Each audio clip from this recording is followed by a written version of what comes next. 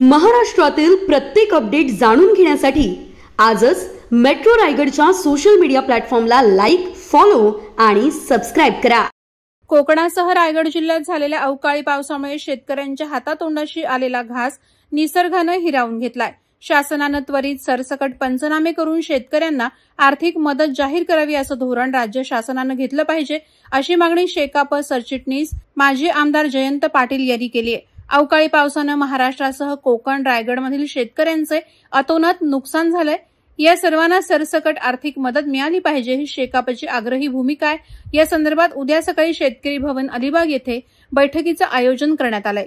तोंडाशी आलेला घास काढून घेण्याचं काम निसर्गाने केलेलं आहे। त्या दृष्टिकोनातून पंचनाम्याकरता विलंब न लावता सरसकट शासनाने नुकसान भरपाई जाहीर करावी अशी मागणी शेकापतर्फे करण्यात येत आहे।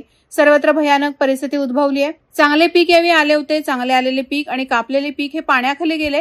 पीक भिजलंय। सर्वच ठिकाणी तलाठी आणि सर्कल यांना शेताच्या बांधावर जाऊन पाहणी करणं शक्य होत नाही, म्हणून सरकारकडून सर्व शेतकऱ्यांना सरसकट नुकसान भरपाई मिळाली पाहिजे असं जिल्हाधिकारी यांनी जाहीर केलं पाहिजे। तसा रिपोर्ट राज्य शासनाला दिला पाहिजे अशी शेकापच्या वतीने जयंत पाटील यांनी मागणी केली आहे।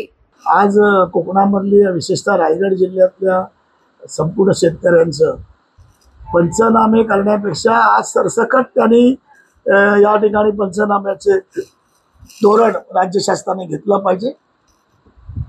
उद्या शेतकरी कामगार पक्षाच्या याच्यावर कार्यकर्त्यांची बैठक आहे की ज्या पद्धतीचं नुकसान झालेलं आहे ते आजपर्यंत पाऊस पडतोय आणि विशेषतः सकाळ संध्याकाळ एवढ्या मोठ्या प्रमाणात पाऊस पडतो की शेती आलेलंही तोंडात घातलेला आलेला घास आमचा काढून घेण्याचं काम निसर्गाने केलेलं आहे। आणि त्या दृष्टिकोनातून पंचनाम्याचा सर्वे न करता सरसकट तुम्ही आज या ठिकाणी नुकसान भरपाई दिली पाहिजे ही मागणी आज शेतकरी कामगार पक्ष करतोय। एक भयानक परिस्थिती आणि यावेळेला पीक चांगल्या प्रकारे आलं होतं। पिकाची विगतवारी केली तर एकदम चांगल्या प्रकारे पीक येईल असं वाटलं होतं। आलेलं पीक आणि कापलेलं पीक पाण्यामध्ये भिजलेलं आहे आणि त्या ठिकाणी पंचनामे करायला फिरायला सुद्धा तलाट्यांना किंवा सरकारला आज त्या ठिकाणी जाता येत नाही।